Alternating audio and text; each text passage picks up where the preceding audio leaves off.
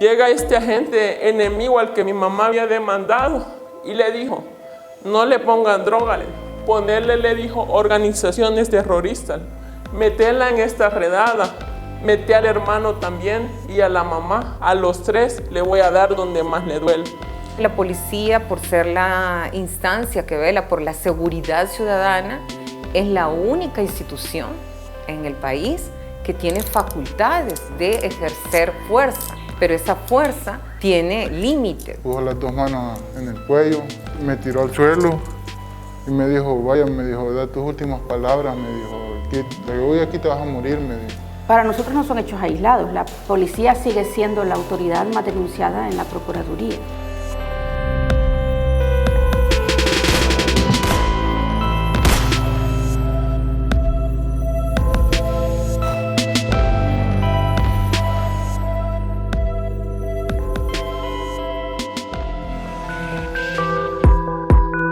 A la zona donde habitábamos llegó un inspector de la PNC. Este inspector empezó a tomar represalias contra mi familia. En una ocasión intervino a mi hermano por primera vez, preguntándole dónde vivía, tomándole fotografías a su DUI y a su licencia de conducir. La segunda ocasión, al ver tanto acoso que este agente tenía contra mi hermano, mi mamá decide poner 3 denuncias en inspectoría de la PNC.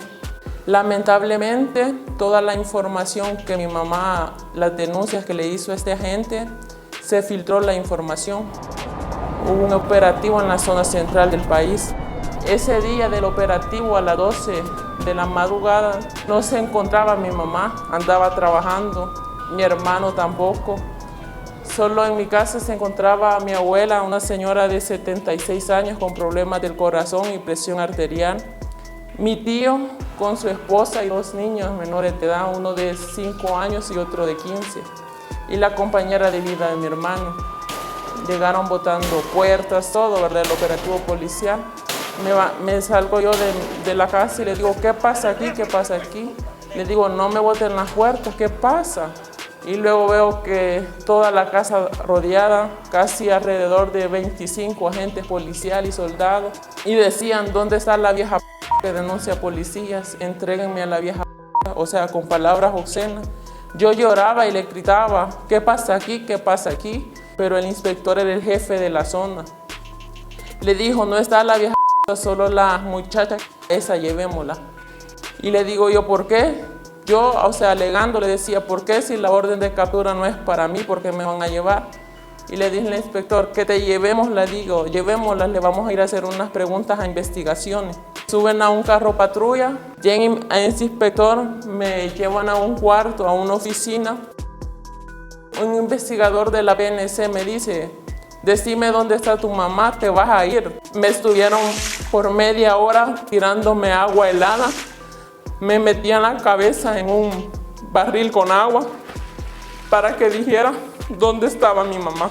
Estuve 2 meses detenida en Bartolinas Policial, sufriendo tortura, acoso policial, físico, psicológico por parte del mismo agente que mi mamá había demandado. Mi comida no me la pasaban. Yo comía de la comida que le llevaban a las otras reas. Mi abuela era la encargada de llevarme la comida, pero dice que me mandaban, pero nunca llegó. Ana es solo uno de los 60 casos sistematizados y documentados por el IDUCA en el informe Abuso Policial y Derechos Humanos que recoge casos del año 2014 al 2018, período en el que se implementó el Plan El Salvador Seguro, impulsado por el gabinete del expresidente Salvador Sánchez Serén. Los derechos más violentados según este estudio son: derecho a la vida, derecho a la integridad personal, derecho a la libertad personal. Se recopilaron 60 casos de abusos policiales del año 2014 al año 2018 y pudimos encontrar que la mayoría de las víctimas, como un 60% más o menos de las víctimas, son jóvenes entre 14 y 29 años. Registramos 102 víctimas con sus nombres, sus apellidos, su edad, dónde sucedieron los hechos, quiénes fueron los agresores policiales en algunos casos, y de esas 102 víctimas, 39 de ellas se les atentó contra la vida. O sea, es un dato muy alarmante. De 102 víctimas, 39 fueron asesinadas, ¿verdad? En el contexto de un allanamiento de morada, por ejemplo, o lo que la policía denomina enfrentamiento entre pandillas, y también otros casos donde se ha detenido a la persona y por el deterioro que ha sufrido en la cárcel han fallecido. Hay muchos casos en los cuales se atribuye a la Fuerza Pública, a la Policía Nacional Civil o a la Fuerza Armada el haber incurrido en ese tipo de conducta. Entonces es importante que se investiguen, que se escuche a las víctimas, a los familiares o testigos y que se sigan las respectivas investigaciones. Pero una noche me saca este agente policial de la celda, el inspector, y me dijo que me iba a hacer un fichaje. Me dice de que me quite la ropa. Me quité la camisa y la calzoneta y me dijo que no, que era desnuda. En una distancia como menos de 1 metro, él sentado en una oficina con un computador enfrente, yo él haría la par. Me saca y me dice, no, tiene que ser desnuda. Me quité el brasier, mi ropa interior y me puso a hacer 100 flexiones desnudas frente a él, contando desde el 1 hasta el 100. Y si me equivocaba, tenía que empezar desde el 1. Según el estudio Abuso Policial, la mayoría de las víctimas son jóvenes solteros con estudios de básica y bachillerato, es decir, un periodo en el que están construyendo sus proyectos de vida individual, familiar y a nivel comunitario. Las detenciones ilegales, sumado a la tortura como la que Ana sufrió, dejan huellas imborrables. Yo salí trastornada, ¿verdad? Salí con problemas psicológicos. Medicina legal, me reconocieron medicina legal, llegaron oficios de que querían entrevistarme. Llegué a medicina legal y me diagnosticaron trastorno por estrés postraumático. Cuando salí de Bartolina, me quise quitar la vida en 3 ocasiones. Una de ellas, me tomé bastantes pastillas, la otra me metí un cuchillo en el estómago, porque yo salí traumada de la Bartolina. Yo le decía a mi mamá que yo prefería morirme en vez de llegar a un lugar de eso. En el psiquiátrico me dijeron que si seguía con lo mismo, lo mejor era que me iban a ingresar, porque tenía ansiedad. Yo hacía lo que hacían en Bartolina, yo lo hacía, sentarme en el piso, comer en el suelo. Después de eso, casi 2 años de estar en tratamiento psicológico, al pasar el transcurso del tiempo, al año y medio, se hace una audiencia preliminar. Gracias a Dios, en esa audiencia preliminar salimos absueltos de nuevo, mi mamá, mi hermano y yo.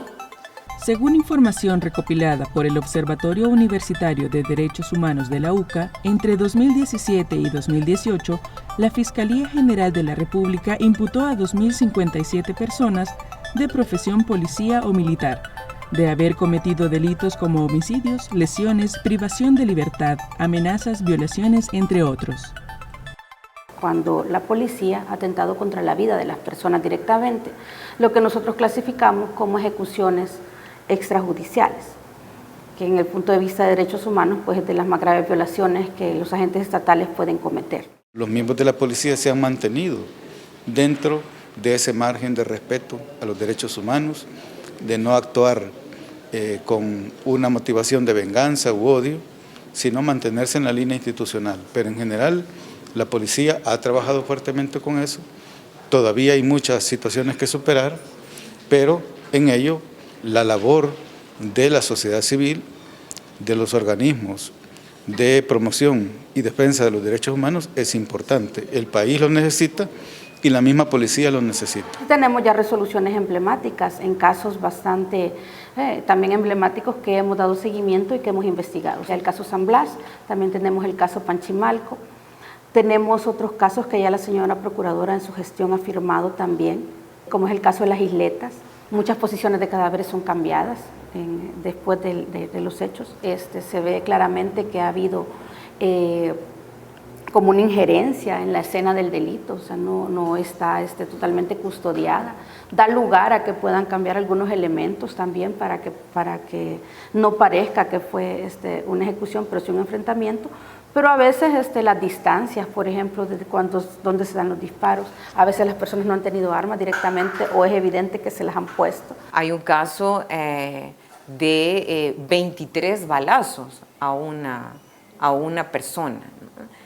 Entonces, eso es una ejecución extrajudicial que yo creo que ni siquiera tiene nombre, ¿verdad? No tiene nombre, o sea, porque no es solo un asesinato. A una persona se le asesina con un solo balazo o con 3 balazos, pero con 23 balazos, ¿verdad? Eso ya es saña, ya es dolo a su máxima expresión, ¿verdad? Una policía en la actualidad requiere un sistema de control y fiscalización externo muy fuerte, de forma que el rol de la sociedad civil en ese ámbito sigue siendo necesario.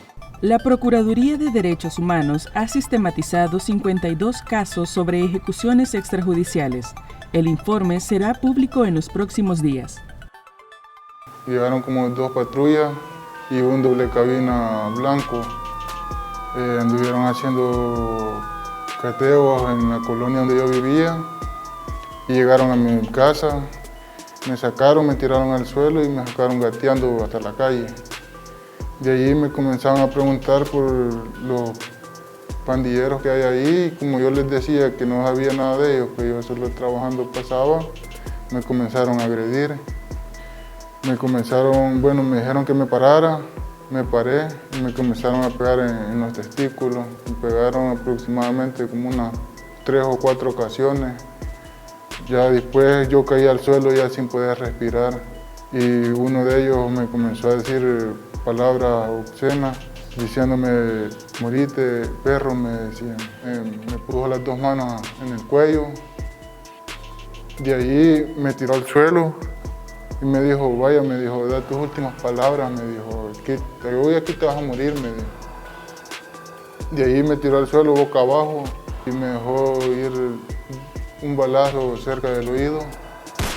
De ahí fueron a sacar a la muchacha con la que yo estaba, diciéndole que a mí ya me habían matado. De ahí, después de eso, sacaron a mis hermanos y le dijeron lo mismo, que a mí ya me habían matado y que si no les querían dar información, que a ellos lo mismo les iba a pasar. Me enseñaron un cuervo lleno de sangre, diciéndome que ellos ya venían de otro lado de matar a otras personas y que yo no era ni el primero ni el último que iban a matar. Pasar el tiempo, ellos llegaban seguido a la casa a molestarme y como en mi casa solo vivíamos solo mis hermanos, solo jóvenes, les comenzaban a decir que por qué teníamos todo lo que nosotros teníamos en la casa, el tele, las cosas que nosotros con mucho esfuerzo habíamos hecho. Yo trabajaba de la pesca, mis hermanos trabajaban en albañilería. No paraban de seguirlos molestando hasta que un día los mandaron, llegaron en la noche y yo esa noche andaba pescando. No había nadie en la casa y los dejaron un papel diciéndoles que los daban 3 días para que nosotros fuéramos de la casa. Si no iban a llegar el grupo de exterminio y los iban a matar. Al ver el papel eso, como no tenía a quién recurrir, nada más solo le dije a mi madre que los sacara de ahí de la casa, que ya no queríamos estar ahí. Y le conté lo que habían escrito en el papel. Ese mismo día nosotros fuimos de la casa. El año pasado también cayó un operativo a la colonia Yo estaba en la casa, estaba con mi novia. Me dijo ella que ella se iba, la fui a dejar a la parada de buses. Entonces cuando yo me regresé para la casa, vi que ya estaban los policías en mi casa. Detrás de mí venía una patrulla y me paró. Solo me dijo, venite, me dijeron. Se bajaron unos soldados de ahí de la patrulla y me llevaron para una caja sola que está aproximadamente como unos 4 metros de mi casa.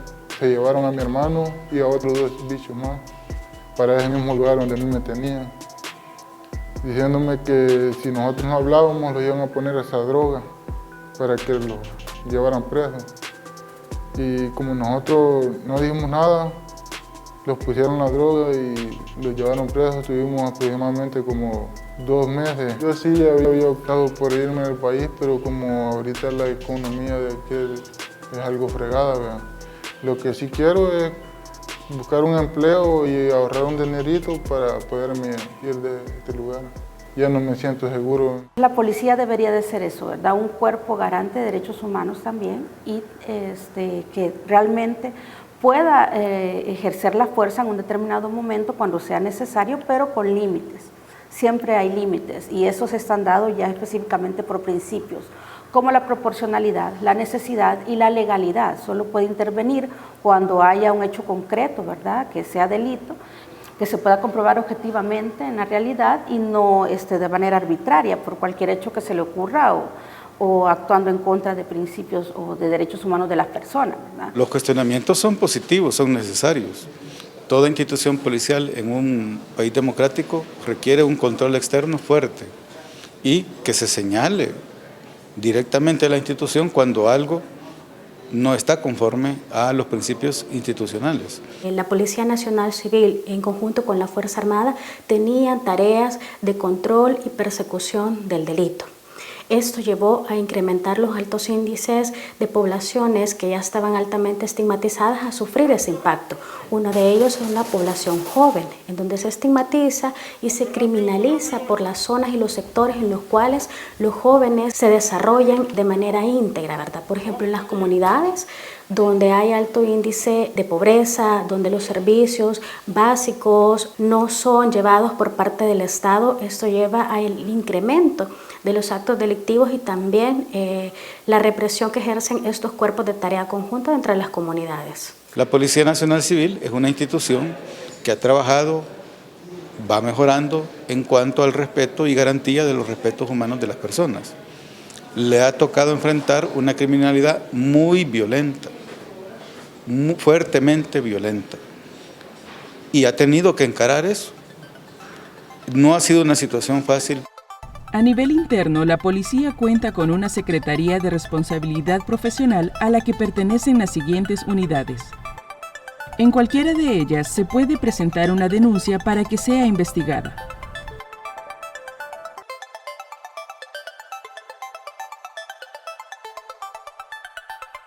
También adscrita al Ministerio de Justicia y Seguridad está la Inspectoría General de Seguridad Pública. Según el Observatorio Universitario de Derechos Humanos, la Inspectoría tiene abiertos 275 procesos de investigación contra miembros de la PNC, en su gran mayoría agentes, supernumerarios y cabos. Dichas denuncias corresponden a los años 2017 y 2018.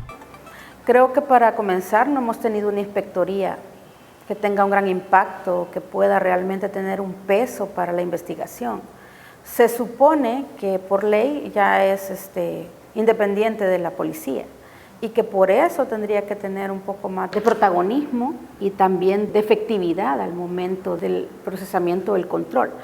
Pero vemos que la inspectoría ha sido prácticamente inerte en este periodo. Sí hay casos en los cuales sí se ha demostrado la participación, el haber excedido de los límites que la ley establece o al no haber respetado los parámetros de actuación ante ese tipo de casos o haberlo hecho pues por su cuenta y con la participación en una estructura meramente delincuencial que aunque se exponga como una estructura cuyo fin es eliminar supuestos delincuentes, pero eso no justifica en ningún momento y por el contrario requiere más interés para que se investigue con mayor amplitud. Siempre se ha pensado que uno de los mecanismos para poder generar confianza en la población es la depuración de la policía y el procesar todos estos casos señalados, casos emblemáticos como el caso de San Blas y otros casos que hemos visto a través de los medios y que se han acompañado desde las distintas organizaciones de sociedad civil, las denuncias que se han hecho ante organismos internacionales. Hemos tenido la visita de relatores y relatores especiales en el tema de ejecuciones extrajudiciales. Cuando toda vez que hay un bien jurídico que lesiona a un miembro de la policía en alguna intervención, inmediatamente el sistema de control interno es el que inicia la investigación para mayor transparencia. Pero la mayoría de estos casos finaliza respaldando el informe policial en un inicio, es decir, respaldando el que los miembros de la policía que intervinieron pues lo hicieron en cumplimiento del deber o en legítima defensa. El tema de la academia y la formación de los policías. Ahora pues ya es un plan como muy corto, antes pasaban 2 años estudiando, donde sí podían tener materias de derechos humanos y todo eso, pero ahora pues creo que son 8 meses para poder salir de la policía. Allí donde yo vivía, los pandilleros le mataron a un policía ahí y fue de ahí también donde ellos como que se enojaron más y comenzaron que cualquier joven que veían le daban duro y tal vez nada podía hacer el bicho, pero ahí lo agarraban y lo metían sus 5 o 6 días a Bartolina solo por molestarlo. A la luz de estos casos, de estos 60 casos, hemos dado una serie de recomendaciones. Entre ellas está lo que mencionaba, ¿verdad? Primero, la protección a las víctimas. Una ley integral sobre víctimas de violencia y que especialmente se protejan a las víctimas de abusos policiales. La policía lo que debe de hacer es protegerse también, ella, ¿verdad? Pero no debe de actuar igual que los delincuentes. Ese es el punto. Los delincuentes son delincuentes y la policía es una policía profesional, con principios democráticos, con principios establecidos. Nosotros podemos exigir también, ¿verdad?, a este gobierno que realmente cumpla nuestras recomendaciones, que realmente retome, ¿verdad?, el tema de la protección integral a víctimas y de la prevención de la violencia como algo prioritario, y que la represión del delito, sí, aunque es necesaria, tiene que cambiar de enfoque. Y hasta la vez yo sigo esperando que se haga justicia, porque ¿quién me va a pagar a mí todo el tiempo que estuve ahí? Daño psicológico, físico, emocional, económico. Mi mamá tuvo que renunciar a su trabajo. Yo tuve que dejar de estudiar, mi hermano de trabajar. Subsistíamos con lo que los amigos o vecinos nos daban, porque tuvimos que vender prácticamente todo para pagar defensor y poder salir.